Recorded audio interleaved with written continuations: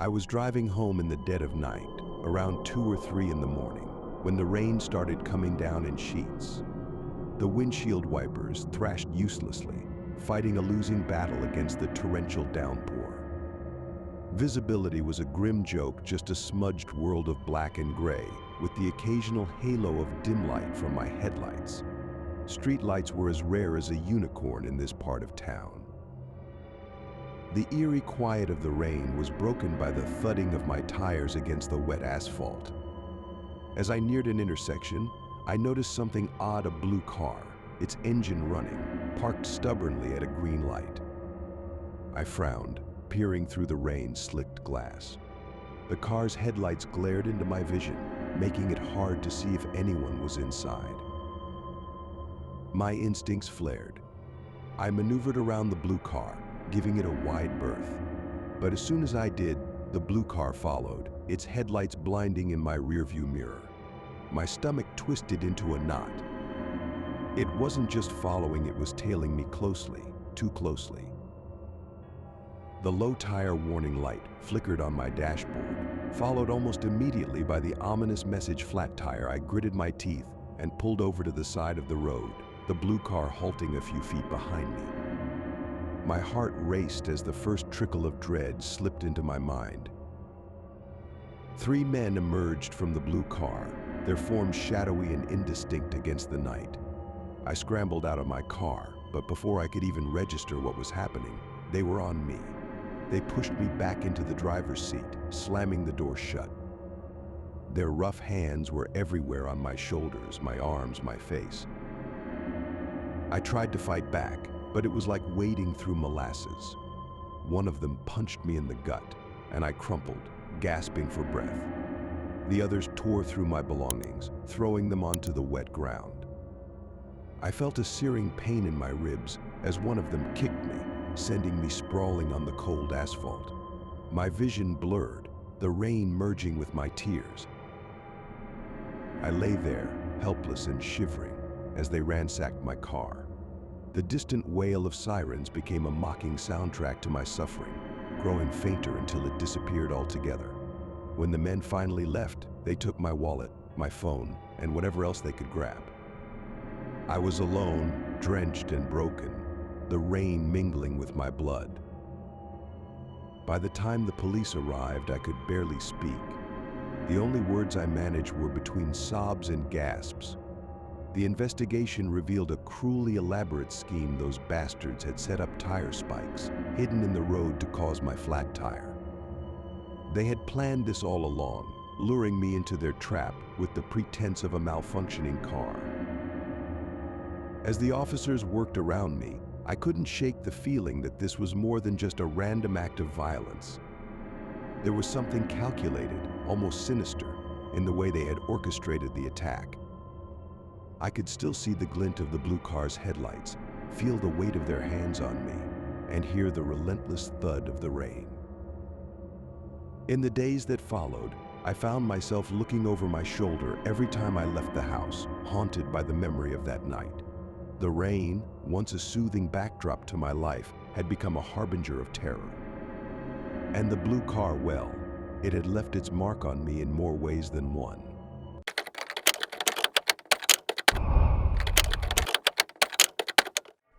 It was a desolate stretch of highway, the kind where the asphalt disappears into the vast nothingness of the night.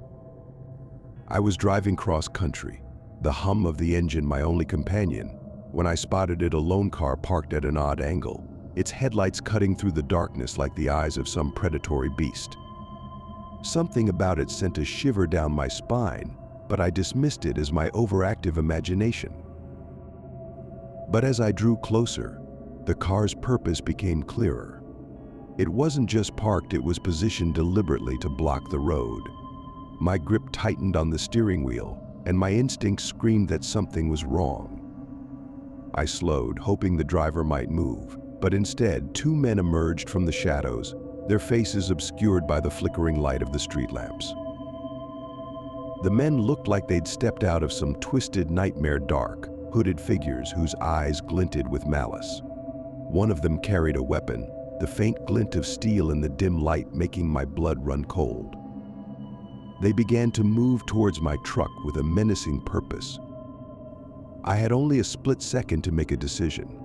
There was no way I was getting out of this unscathed if I just waited to see what they wanted. I hit the accelerator with a roar, the truck lurching forward like a beast awakened. The tires screamed as they tore into the asphalt, and I felt a sickening crunch as I rammed into the car blocking my path. The force of the impact sent the vehicle skidding, but there was no time to savor the minor victory. The men scrambled, shouting in panic as I barreled through the blockade they had so carefully set up. But even as I fought to escape, I could hear the sharp staccato of gunfire erupting behind me. The bullets punctured the night air, each shot a deadly reminder of how close I was to becoming a statistic. My heart pounded like a drum in my chest, and the adrenaline surged through my veins as I pushed the truck to its limits. I kept glancing in the rearview mirror, watching the scene dissolve into a chaotic blur of lights and shadows. Each shot that rang out was a promise of violence, and the thought that one of those bullets could end me made my stomach churn. When I finally reached a safer stretch of road, I dared to ease off the gas, my hands still trembling on the wheel. I couldn't believe I'd escaped unscathed. I pulled over at the nearest gas station, my breaths coming in ragged gasps, and waited for the police to arrive. The cops were there in minutes, their flashlights cutting through the darkness like knives. They listened to my story with a mix of skepticism and concern, and it wasn't long before they pieced together what had really happened. The attackers hadn't just been some random thugs, they had planned a robbery, a meticulously orchestrated heist that had almost turned fatal. As the investigation unfolded, the police managed to track down the culprits. They discovered a stash of stolen goods and a trail of broken lives that led straight back to the men who had tried to kill me. It became clear that this wasn't just a random act of violence, but a planned attack on someone who had unwittingly driven into their trap. The whole experience left me rattled, a constant reminder that the world could turn into a nightmare at any moment. Every time I drive that lonely stretch of highway, I can't help but glance nervously at the shadows, half expecting to see those dark figures emerging from the darkness again. And even though the police have rounded up the criminals, the scars of that night remain an indelible mark on my soul. Every car I pass now makes me tense. Every rustle in the dark sends a jolt of fear through me. Because when you've been chased down a highway by the specter of death itself, you learn to live with the terror that the night holds.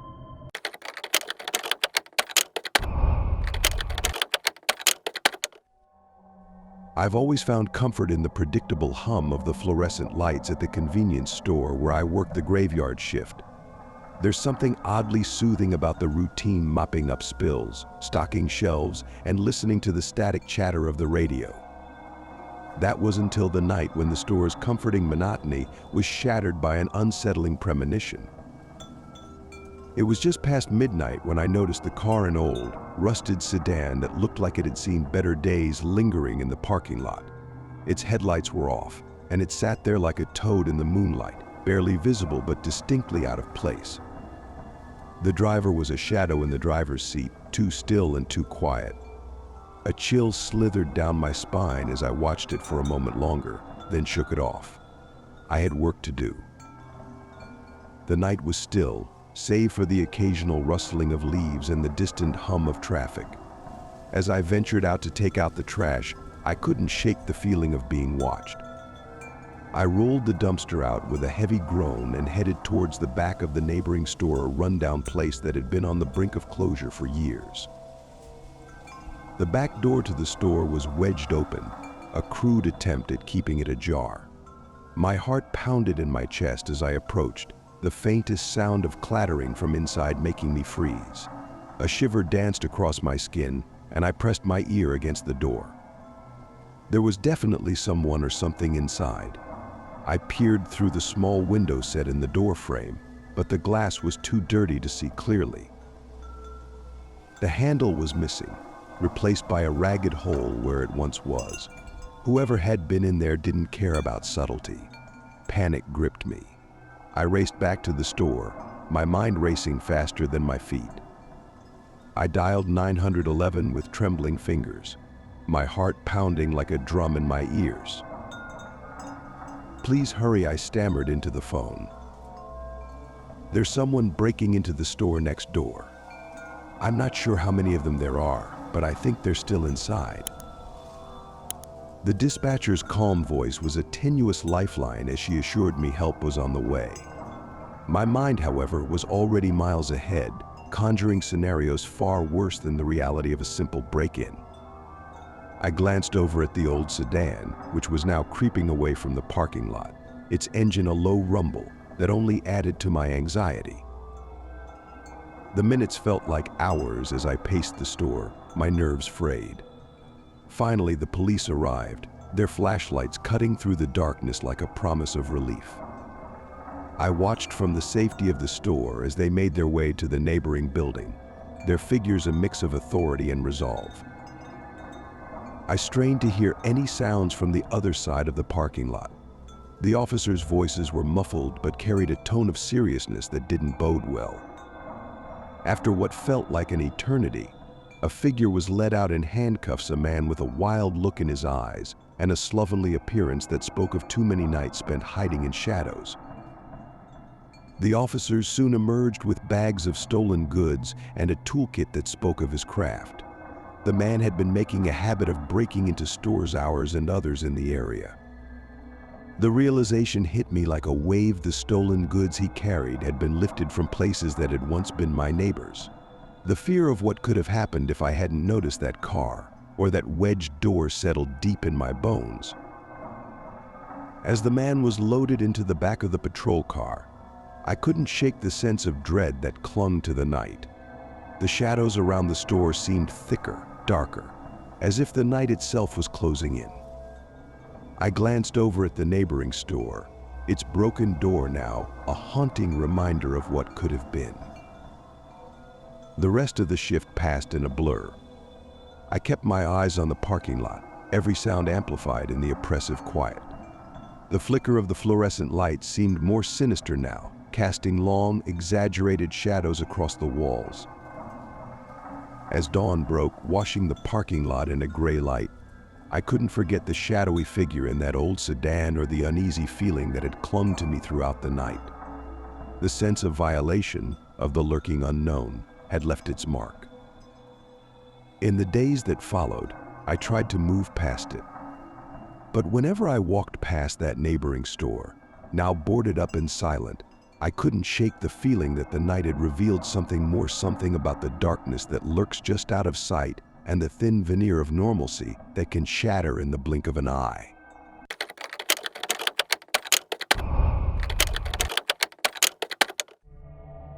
The night had settled over the city like a heavy, oppressive blanket when I received the ping for an Uber ride. It was past midnight, and most of the world had surrendered to sleep. I didn't mind these late-night fares. They were usually quick, uneventful, just another part of the job.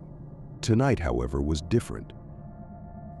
The pickup location was a storage garage on the outskirts of town. The address seemed odd, but I wasn't one to question the details. I pulled up to the dimly lit structure, the flickering neon sign casting eerie shadows on the concrete. The place looked abandoned, save for a single overhead light that barely cut through the darkness. I checked the app. It was the right place. I waited, the engine ticking as it cooled, when the door to the garage creaked open. Out stepped a man who seemed to have walked straight out of a nightmare. He was drenched in sweat, his clothes clinging to him like a second skin. He carried a duffel bag that he held so tightly against his body it looked like he was shielding it from some unseen threat. He slid into the back seat of my car without a word. I caught a glimpse of the bag. A dark, ominous stain had seeped through the fabric. The smell that followed him was hard to place, a mix of metal and decay that made my stomach churn. I gave him a nod in the rearview mirror, trying to ignore the unsettling feeling creeping up my spine. We drove in silence, the only sounds being the soft hum of the engine and the occasional rustle from the bag. His eyes were locked on the window, avoiding any form of eye contact. I tried to make small talk, but he was having none of it. I wasn't exactly sure what had happened at that garage, but I had a sinking feeling that it was something I didn't want to know. The trip was a short one. I pulled up to a nondescript apartment building, and he got out, leaving the duffel bag behind in the back seat. He didn't tip. He just vanished into the night, like a shadow melting into the darkness. It wasn't until I got home that I noticed something was seriously wrong. The strong, metallic odor lingered in the car, and the red spots on the back seat caught my eye. I ran my hand over them, and the sickening truth dawned on me: they were bloodstains. Panic set in. I could feel my heart pounding in my chest, each beat echoing with a growing sense of dread. I had to act fast. I called the police, trying to sound calm as I explained the situation. An officer came by to inspect the vehicle, his face growing more grim with each passing moment. When he confirmed the blood was indeed real, my blood ran cold. They took samples for testing and questioned me about the rider. The man had used a series of fake accounts to book the ride, leaving no real trace of who he was. The whole ordeal left me shaken. I took a week off work, unable to shake the image of that man and the blood-stained bag. I kept replaying the night over and over in my head, trying to piece together what I might have missed. Every creak of my floorboards, every flicker of the streetlights outside my window sent my mind racing back to that night. The police never found the man, and the case went cold. The blood in my car was cleaned up, but the stain it left on my psyche was permanent. It wasn't just the grotesque nature of the night that haunted me, but the feeling of having been a witness to something far darker than I could ever understand. I still drive, still pick up passengers at all hours, but every time I get a late-night request, I can't help but glance in the rearview mirror, half expecting to see that sweaty man with the blood-stained duffel bag sitting behind me. The memory of that night lingers, a dark shadow that refuses to let go. I've learned to live with it, but every now and then, when the night is especially quiet, I find myself wondering what truly happened in that storage garage, and whether the shadows that linger are the only thing I need to worry about.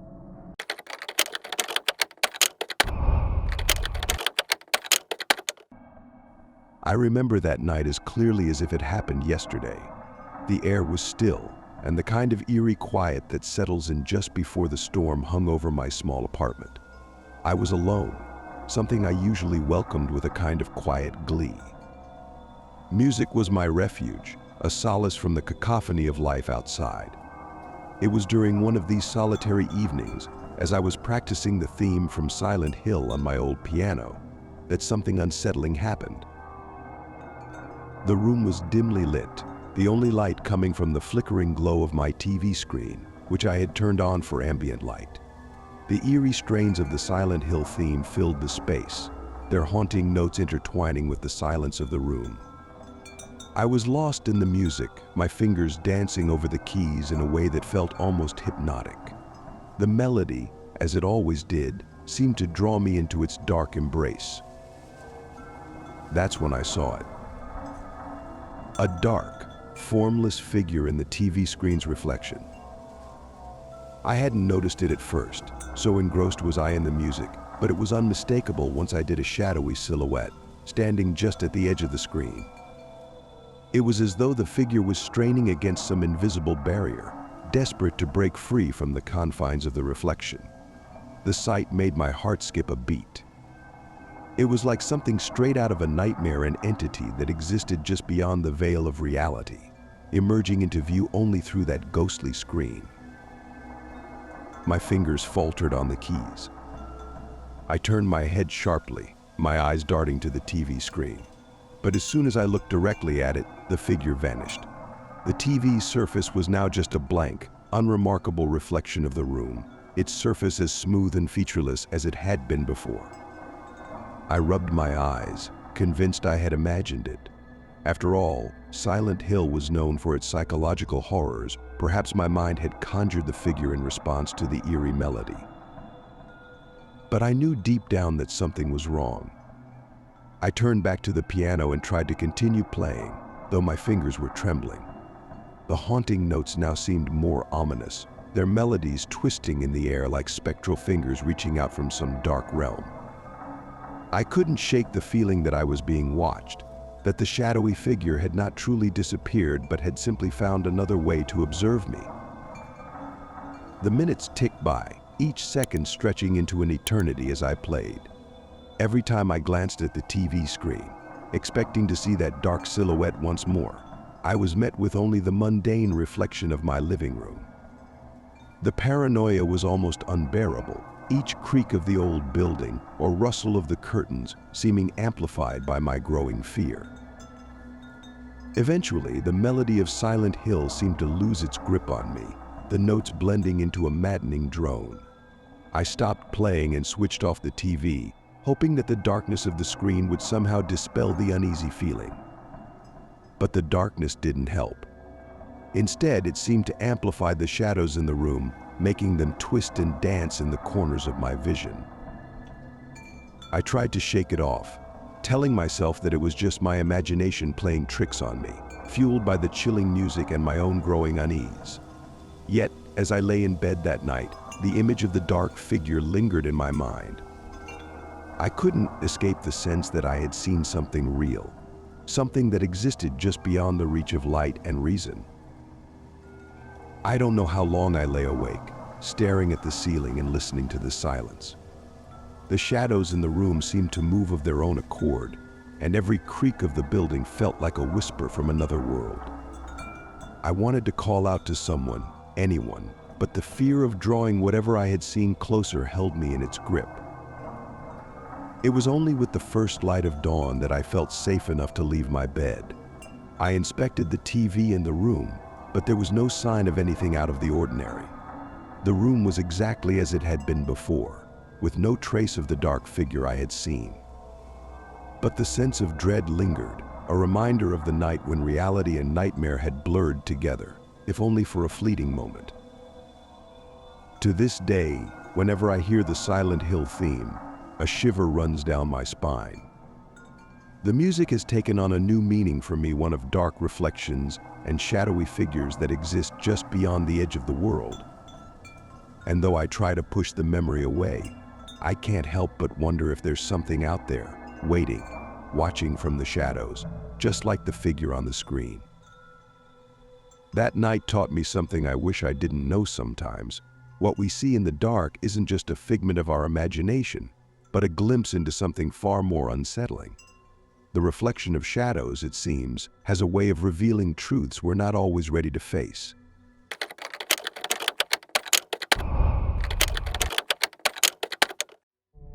It was supposed to be just another night of mindless relaxation, me, my couch, and the flicker of the TV, a few beers, and a Kinect camera idly observing the room's silence. The Kinect had been an impulse buy, a relic of a bygone era, a gadget I thought I'd use for fun and games.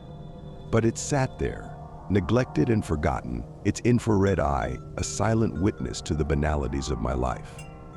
Little did I know, it would capture something far more sinister than any game or workout routine. The night started innocently enough. I was lounging on the couch, lost in a haze of half-watched TV shows and half-drunk beers. The warmth of the living room was comforting, the outside world's chill a distant memory. I could have sworn I heard a faint, almost imperceptible whisper, but I chalked it up to the overactive imagination that tends to flourish in the dark.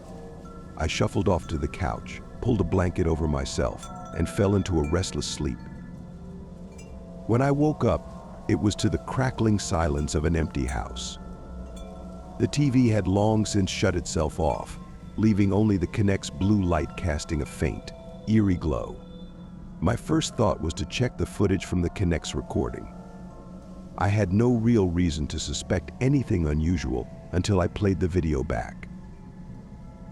The screen flickered to life, displaying the familiar, pixelated view of my living room. But then something shifted in the frame, a shadow that seemed to bend and warp in a way that defied explanation.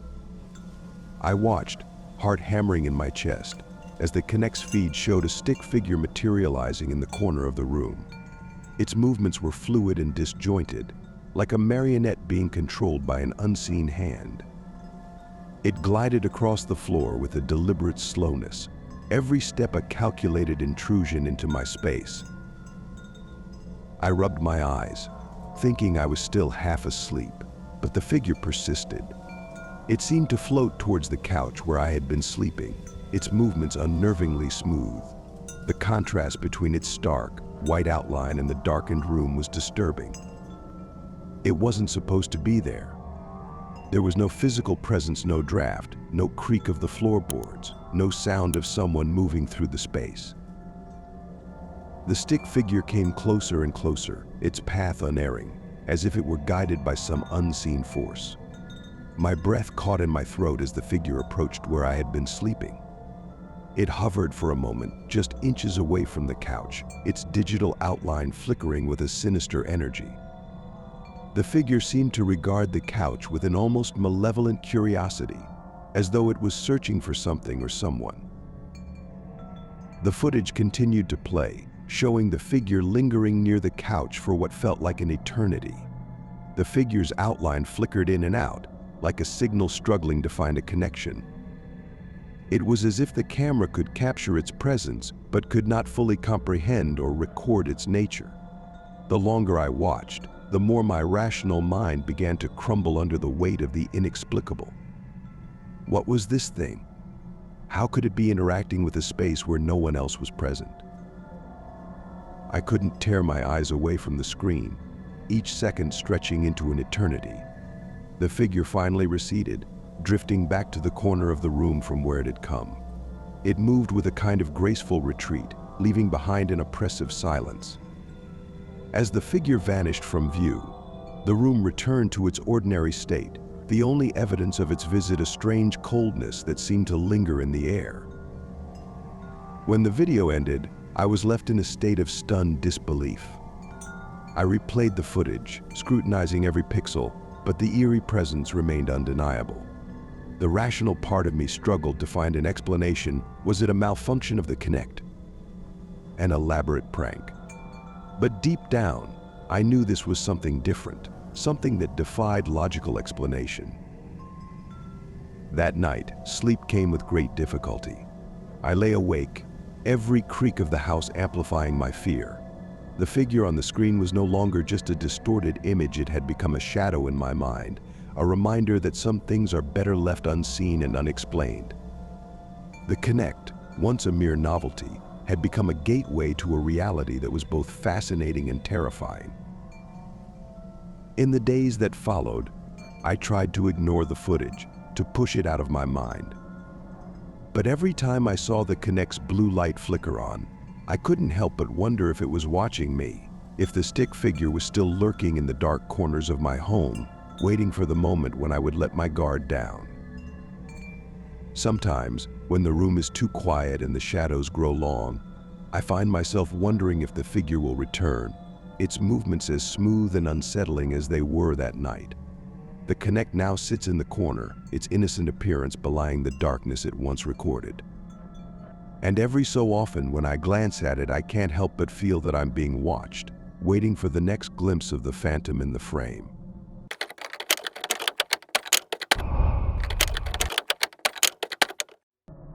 The house was supposed to be a sanctuary.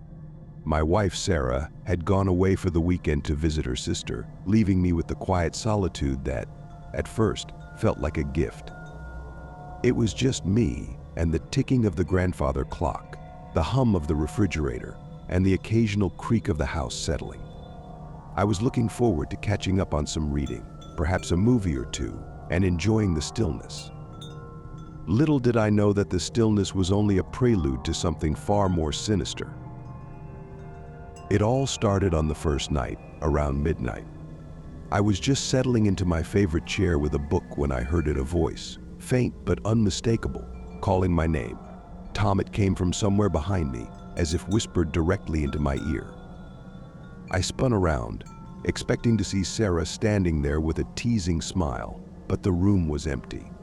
My heart raced, and I tried to convince myself it was just my imagination, a trick of the mind born from the loneliness. I shook off the unsettling feeling and tried to focus on my book, but the house had other plans. It wasn't long before I heard the first ominous sound, a door slamming shut with a force that rattled the windows. I jumped up, heart pounding, and made my way to the hallway, but the door was firmly closed. There was no draft, no reason for it to have moved. The sense of dread deepened, but I tried to rationalize it as an old house simply behaving like an old house. Then came the music box. It was Sarah's, a delicate thing she had inherited from her grandmother. We kept it on the mantelpiece, a sentimental trinket more than anything else.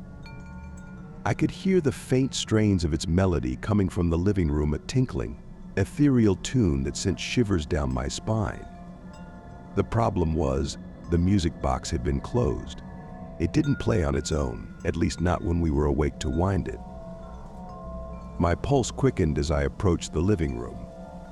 The music continued, a haunting lullaby that seemed to mock my mounting fear. I entered the room, and there it was, the music box open and spinning slowly, its tiny ballerina twirling in a ghostly dance. The sight was so out of place, so jarringly wrong, that I couldn't help but feel a chill run down my spine. I tried to convince myself that maybe the wind had somehow blown the box open, or that Sarah had left it that way. But the house was sealed tight, and there was no wind to speak of. The sound of the music box was the only thing piercing through the thick silence, and it felt like an invitation or a warning. The next few hours were a blur of anxiety. I could hear things moving around the house, muffled whispers and distant footsteps that echoed through the empty rooms. Every time I looked, there was nothing to see, only the cold, oppressive darkness that seemed to stretch and expand with every passing moment. By the time the sun began to rise, I was exhausted, my nerves frayed. I tried to reach Sarah, but her phone went straight to voicemail. I needed to talk to someone, to make sense of what was happening.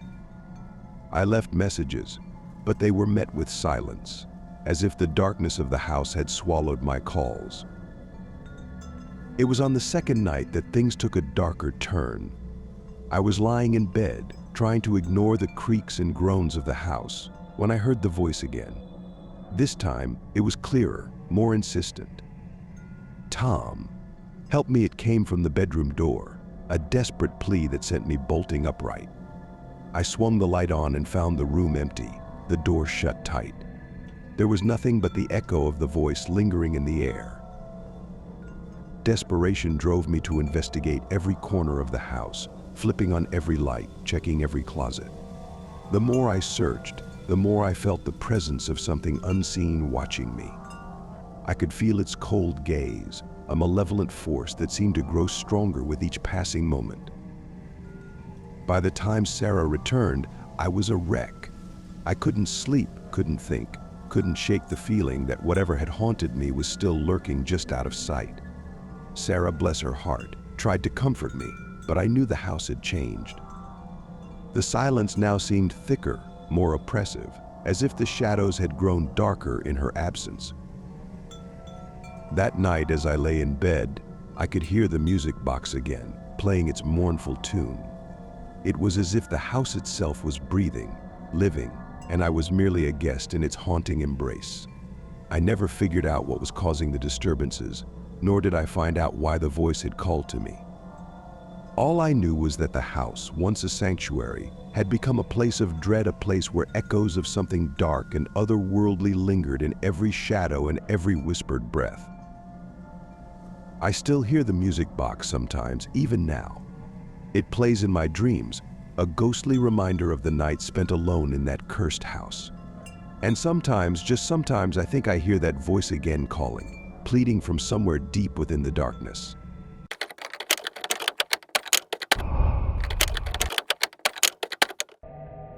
Three months had passed since the night my life took a turn that left me perpetually glancing over my shoulder. I'd thought the worst was behind me, but I should have known better. As it often goes, the shadows that follow us never stray far.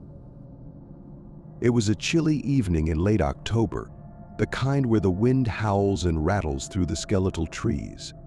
I remember thinking that night was ripe for mischief, but not the kind that would involve me directly. After all, I was just a guy with a little dog named Bear, living a quiet life on the outskirts of town. Bear was small, one of those yappy little terriers that seemed to have boundless energy and zero sense of danger. I let him out into the backyard, and as usual, he dashed straight for the fence, his tiny paws kicking up clouds of dust. But tonight was different. I watched him from the window, and something in his behavior struck me as off. He darted back toward the house as though the hounds of hell were chasing him. I opened the door to find him trembling, his eyes wide and glassy, a look of pure terror etched on his furry face. I scooped him up and tried to soothe him, but he was inconsolable, his small body quivering against my chest. I shrugged off the feeling of unease that gnawed at me. It was just Bear being his usual skittish self, right? I settled him on the couch and tried to distract myself with the television. But as the minutes ticked by, I couldn't shake the sense that something was terribly wrong. I went to the window, pulling aside the curtain, and that's when I saw him. A man. Not a blurry figure or a shadow, no. This was a man with a face that was unmistakably clear, even in the dim light of the street lamp. He stood outside, staring straight into my window. His eyes were wide and hollow, like someone who'd been hollowed out from the inside. I took a step back, heart racing, and scrambled to grab my phone. I dialed the police, my hands shaking as I described the situation. The dispatcher assured me they'd be there as soon as possible, but as the minutes dragged on, I couldn't shake the growing dread that settled in my gut. The man outside, who had been motionless at first, suddenly moved. It was a jerky, unsettling motion, like a marionette being pulled by unseen strings. He disappeared around the side of the house, and a creeping sense of horror washed over me. I could hear faint noises coming from inside the house, soft thuds and the creak of floorboards. My heart was pounding so hard I thought it might burst from my chest. I grabbed Bear and bolted for the front door, but just as I reached it, I heard the sound of footsteps retreating. I threw the door open, but there was nothing, no sign of anyone. The police arrived shortly after. They combed through the house with flashlights and grim faces, but found no intruders. The only evidence of their presence was a single set of wet footprints leading from the unlocked window in the back to the front door. The officers looked at each other, their expressions inscrutable. "We'll file a report, but there's no sign of forced entry or anything missing," one of them said. Maybe it was just a prank. But I knew better. The fear I felt that night wasn't the kind you could shrug off as a prank. There was something about the man's eyes, that vacant stare, and the way he moved that told me he wasn't just some run-of-the-mill trespasser. In the days that followed, I couldn't sleep without jumping at every creak and rustle. Bear was no better. He would whine and bark at shadows, his once playful demeanor replaced with a constant, anxious vigilance. I began to see that man's eyes in my dreams, always watching, always waiting. I tried to convince myself that it was over, that it was just a terrifying encounter that would fade with time. But deep down, I knew the truth. The eyes behind the window had seen me, and they were still watching, waiting for the right moment to return. It was a silent terror, one that crept into the very marrow of my bones and settled there. A permanent reminder that some things are best left unseen. And so I live with the knowledge that the shadows are never as distant as they seem, and that sometimes the eyes behind the window never truly leave.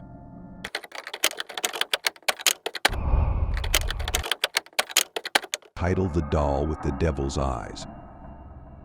I had just settled into the comforting hum of my routine. A long day's work, a quick scroll through social media, and then a quiet evening with a book. It was a life that leaned heavily on the mundane, and I liked it that way. That is, until the doll arrived. It was a standard Tuesday when the package showed up on my doorstep, a small, unassuming box wrapped in the crumpled brown paper that's so common with online orders. I wasn't expecting anything, but the label on the box had my name scrawled in neat, block letters. The return address was from Amazon, and curiosity nudged me to open it. Inside was a doll. Not just any doll, but one that had an unsettling familiarity to it, a porcelain face with lifelike, almond-shaped eyes that seemed to glint with a sinister sheen under the light. The doll's dress was a quaint, old-fashioned thing, ruffled in white with a hint of floral pattern. The box had no indication of who sent it, but a card slipped between the folds of the dress bore a single name, Chucky. At first, I laughed. Chucky, the infamous doll from the horror movie franchise that had spooked audiences for decades. The name seemed like a crude joke, a nod to my penchant for all things horror. I took a picture of the doll and posted it on TikTok, half expecting my followers to find it as amusing as I did. "Check out this creepy gift I got," I captioned it, adding a laughing emoji for good measure. But as the evening wore on, my amusement began to sour. The doll left on my dresser seemed to take on a life of its own. I'd catch it out of the corner of my eye, and something about the way its eyes followed me across the room gave me chills. I told myself it was just my imagination after all. Who wouldn't be unnerved by a doll with eyes that could potentially move? Later that night, as I prepared for bed, I noticed something peculiar. The doll's eyes, which were supposed to be fixed in place, had shifted, just slightly, but enough to notice. I told myself it was a trick of the light, or perhaps a subtle shift in the way I'd positioned it. I tried to dismiss it as the remnants of a long day and my overactive mind. As the days passed, the sense of unease grew. I began to feel like I was being watched, a feeling that only intensified when I was alone. I started to avoid the doll, pushing it to the back of my closet and out of sight. Yet, every time I returned home, it was always back on the dresser, its eyes gleaming with that same unnerving intensity. It was as if it was taunting me, daring me to challenge its malevolent presence. I reached out to a friend, hoping to find some rational explanation. When I told her about the doll, she laughed it off at first, but when I showed her the videos I'd taken, her laughter faded into a concerned frown. "Ass. This is seriously creepy," she said. "Have you tried to get rid of it?" I hadn't. The thought of getting rid of it was just as disturbing as keeping it. It was as if the doll had become an inescapable part of my life, a dark fixture that clung to my existence with an almost physical force. Things took a turn for the worse one night when I woke up to the sound of creaking floorboards.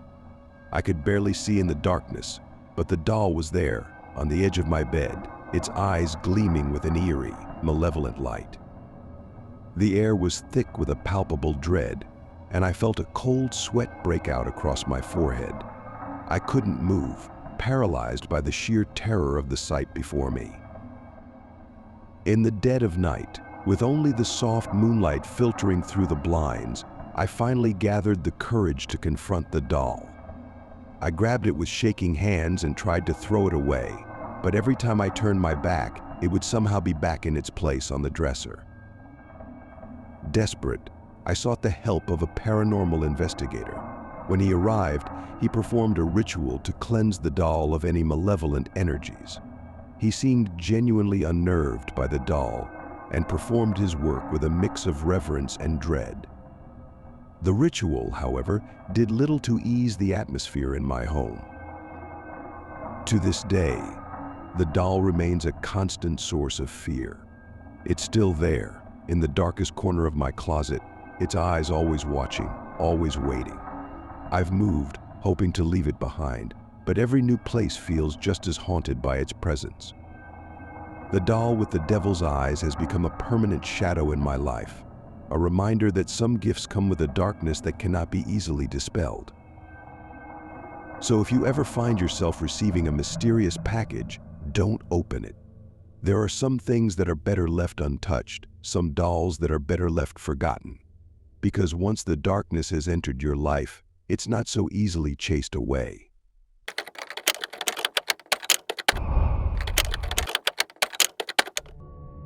Sometimes, the silence in the dead of night isn't peaceful. It's an ominous lull, a predator's pause before it strikes. That's what I was grappling with as I parked my car beneath the dim streetlights, waiting for my next DoorDash order.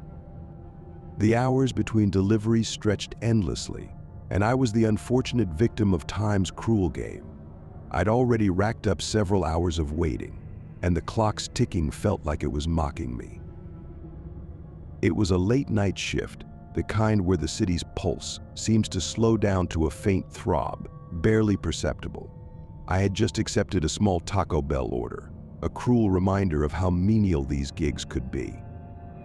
I fidgeted with the radio dial, trying to drown out the encroaching dread. The sound of static filled the car, like the static of an old horror movie that never quite lets you forget its presence. As I drove through the suburban sprawl, my mind wandered to the frustration of waiting. My car's headlights cut through the darkness, illuminating patches of asphalt and the occasional shadow that flitted across the periphery of my vision. That's when I noticed the truck. It was an old, rusty rig, its paint faded and peeling like sunburned skin. The driver's side window was rolled down, and the man inside was peering intently at my car. His gaze was unsettling, cold and unblinking, like the eyes of a predator assessing its prey. I tried to shake off the feeling, attributing it to fatigue and paranoia.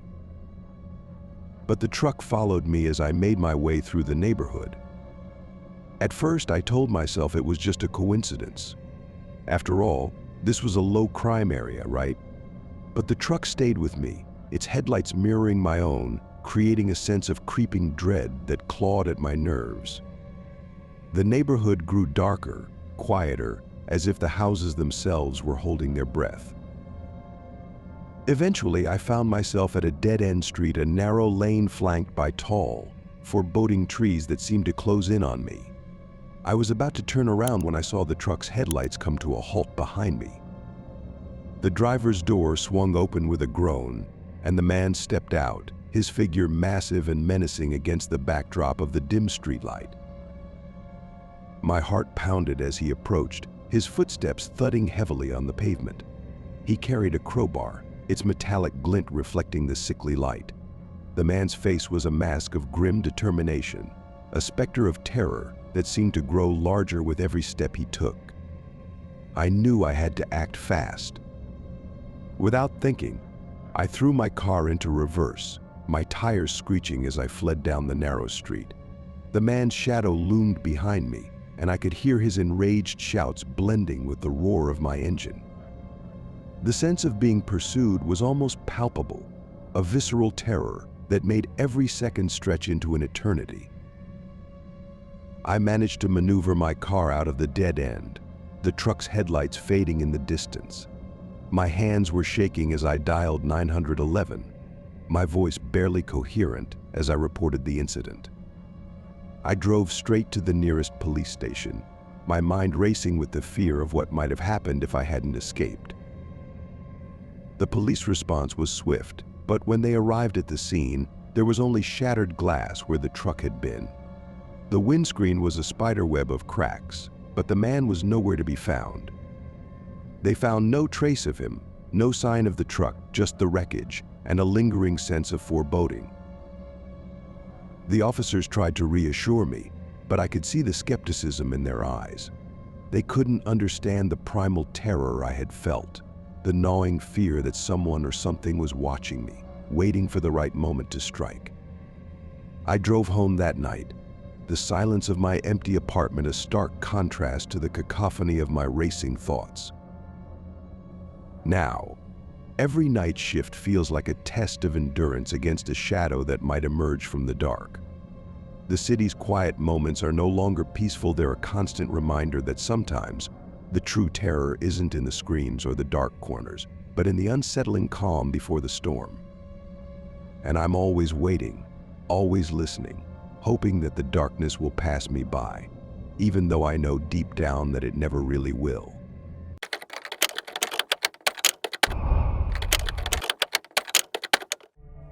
I used to think of my nightly runs as my sanctuary, a place where the grind of the day melted away with every pounding step on the asphalt.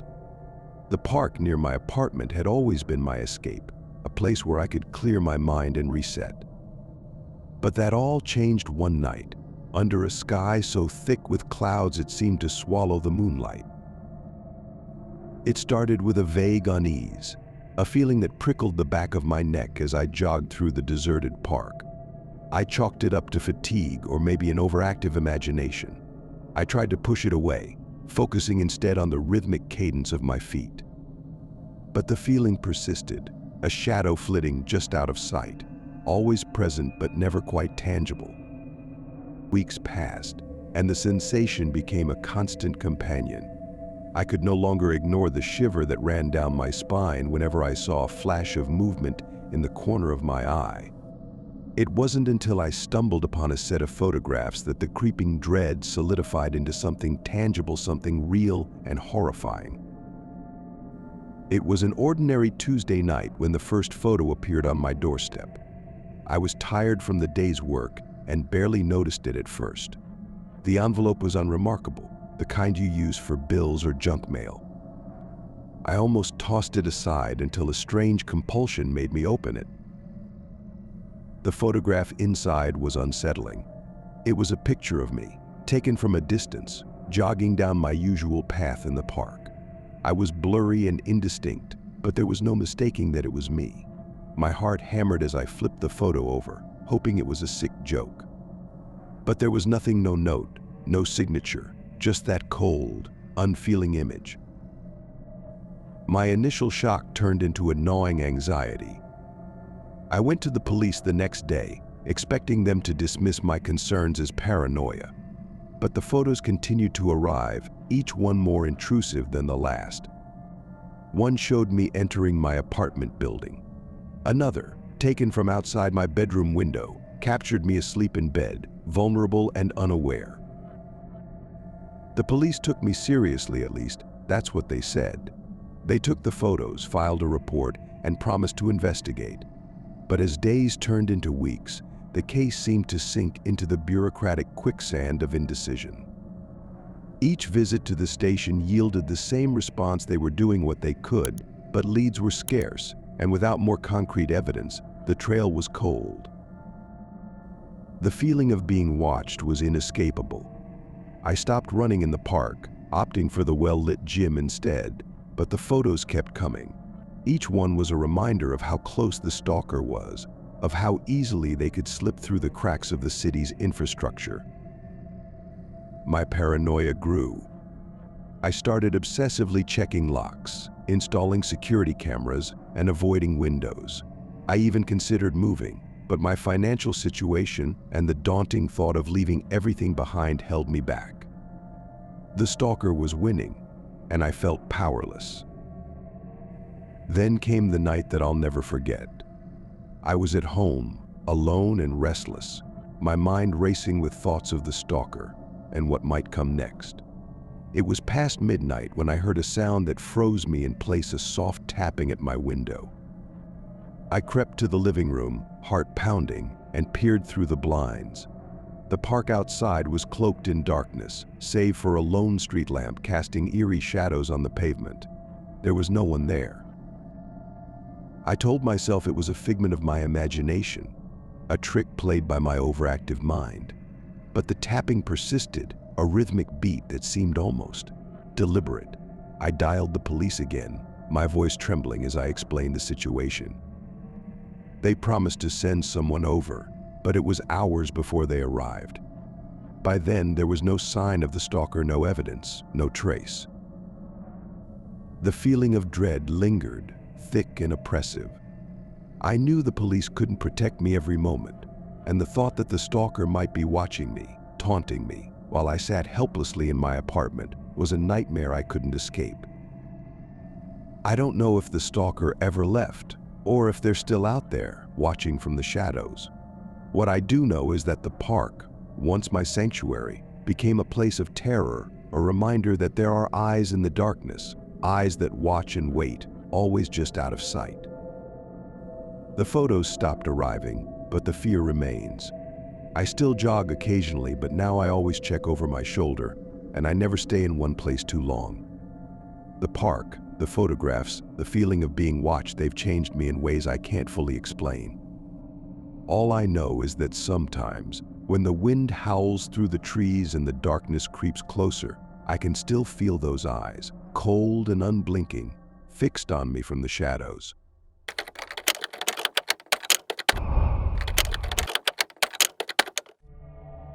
There are few things more deceptively comforting than the crackling warmth of a campfire on a chilly night. That's what my friends and I thought as we set up camp in that nature preserve, ignoring the signs that scream no trespassing. After all, we were just three guys looking to escape the grind of our daily lives, seeking a brief retreat into the wild where we could laugh, drink, and maybe scare each other with ghost stories. We pitched our tent in a secluded spot, hidden among the trees like a secret we were all too eager to keep. The night descended quickly, cloaking the world in an impenetrable darkness, broken only by the dancing flames of our fire. We were deep into our second round of drinks, the laughter rolling like thunder, when we first heard a haunting, off-key whistle that cut through the night.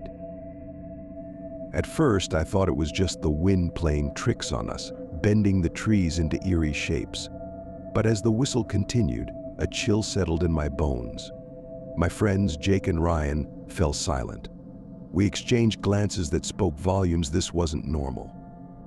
Jake, ever the skeptic, shrugged it off with a laugh. Probably just some wildlife, he said, but even he sounded less convinced. Then we saw them. Figures moved just outside the reach of our firelight, shadows flitting between the trees. My heart pounded in my chest as I tried to make out their shapes. They seemed too deliberate, too purposeful to be animals. Ryan tensed, his eyes wide with fear, and we all shifted closer to the fire, trying to make sense of what we were seeing. Before we could react, a sudden explosion of sound shattered the night. A firecracker, thrown with malicious intent, landed in our campfire. The explosion sent sparks and embers flying, and we scrambled away, hearts racing. In the aftermath, the fire crackled angrily, as if it had been wronged. We stared at each other, bewildered and terrified. Whoever had thrown that firecracker knew we were here, knew exactly where we were. In the silence that followed, a creeping dread wrapped around us like a cold, damp blanket. We decided to retreat to the safety of our tent, hoping that maybe, just maybe, the worst was behind us. The idea of packing up and leaving seemed too extreme. Besides, we were stubborn. We had come here to have a good time, not to be scared away by some prankster or wild animal. But when we unzipped the tent and stepped inside, we were met with a sight that drove the blood from our faces. There, lying in the center of our sleeping bags, was a dead rat. Its lifeless eyes stared blankly up at us, and the stench of decay filled the small space. The sight of it, so casually placed, was enough to make me gag. Who would do something like this? Jake's voice was a whisper, a tremor of disbelief in his tone. None of us had an answer. The terror we felt was primal, a raw fear that made every rustle of the trees sound like the footsteps of our tormentor. We didn't need to speak. The decision was unanimous. We packed up as quickly as we could, throwing our gear haphazardly into the car, hands shaking. The forest, once a haven, now seemed like a dark, oppressive entity, watching us with unseen eyes. As we drove away, the headlights cut through the fog of our fear. But the image of that dead rat, the echo of the whistle, and the sight of those shadowy figures lingered, haunting us. We didn't talk much on the way home. Each of us lost in our own thoughts, haunted by the night's events. The nature preserve, once an inviting place of escape, had become a twisted memory, a place where something dark and malevolent had made itself known. To this day, I can't drive past that area without a shiver of dread. The whispers of that night, the shadowy figures, and the dead rat still linger in my mind. And every so often, When the wind howls through the trees or I hear a distant whistle in the dark, I can't help but wonder if someone or something still watches from the shadows, waiting for the right moment to make its presence known again.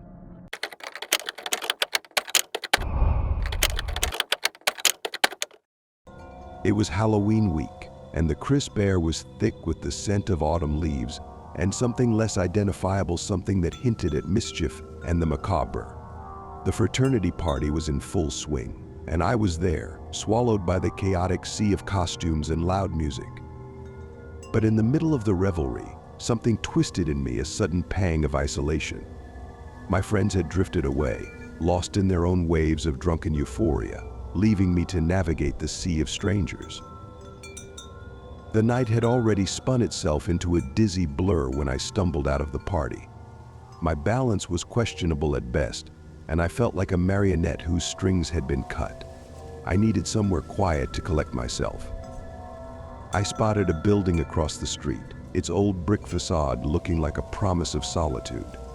Without much thought, I veered towards it, hoping to find a place to rest. I pushed open the heavy door, expecting a familiar scent of old textbooks and musty furniture. Instead, I was greeted by a rush of stale, cold air and the scent of something faintly chemical. The interior was a stark contrast to the vibrant chaos I'd just escaped. Dim, flickering lights cast long, erratic shadows on the walls. My footsteps echoed unnervingly in the vast, empty space. It took a moment for my foggy brain to register the reality of my situation. This wasn't an academic building, it was something far more unsettling. I was standing in an abandoned warehouse, the kind of place where bad things happen in horror movies. The place reeked of decay, and the silence was so deep it felt like a living thing, pressing against my ears. I wandered deeper into the warehouse, my heart racing with every step. The shadows danced around me, mocking my confusion. The emptiness felt alive, as if the building itself was watching me. I stumbled upon an old stack of crates, their edges splintered and coated in a thick layer of dust. As I leaned against one for support, I heard an unmistakable sound that sent ice coursing through my veins. Heavy, deliberate footsteps echoed from somewhere behind me, each step seeming to grow louder and closer. Panic set in. My head spun as I spun around, searching for the source of the sound, but the warehouse remained as desolate as before. My breath came in shallow gasps, and my instincts screamed at me to run. I bolted down a narrow corridor, my footsteps blending with the ones I imagined following me. The sense of being hunted was overwhelming. Each step I took seemed to echo louder, intensifying the dread. Suddenly, the corridor opened up into a large, dimly lit room. In the center was a grotesque sculpture made from twisted metal and broken glass, an art piece, or perhaps a warning. My breath hitched as I caught sight of something else, a figure, shrouded in shadows, barely visible but undeniably present. It was watching me, or perhaps just waiting. Desperation clawed at me. I had to get out. I spotted a window high on one wall, its glass cracked and broken. I scrambled toward it, my fingers gripping the jagged edges as I forced my way through. My clothes snagged on the shards and I could feel the sting of small cuts, but I didn't care. I had to escape. I tumbled out into the cold night, landing awkwardly on the ground below. I didn't stop to check if I was injured, I just ran. My heart pounded in my chest as I sprinted back towards campus, each step fueled by pure, unadulterated fear. The warehouse loomed behind me, a dark, foreboding silhouette against the moonlight. When I finally reached the safety of the campus, I looked back and saw the warehouse standing eerily silent, its windows dark and empty. The thought of what might have happened if I hadn't escaped was enough to make my blood run cold. The building was supposed to be unused for years, a detail that only made my experience more disturbing. The unknown figure, the footsteps, the oppressive silence, it was all too real. The next day, I tried to piece together the night's events. I told my friends, but they just laughed it off as a drunken hallucination. Maybe they were right. Maybe it was all in my head. But as I walked past the warehouse the next day, it's empty. Darkened windows seemed to whisper secrets I wasn't meant to hear. I couldn't shake the feeling that something or someone was still inside, waiting for the next lost soul to wander in. And as I tried to forget, one thing remained clear: that warehouse was not just abandoned, it was waiting.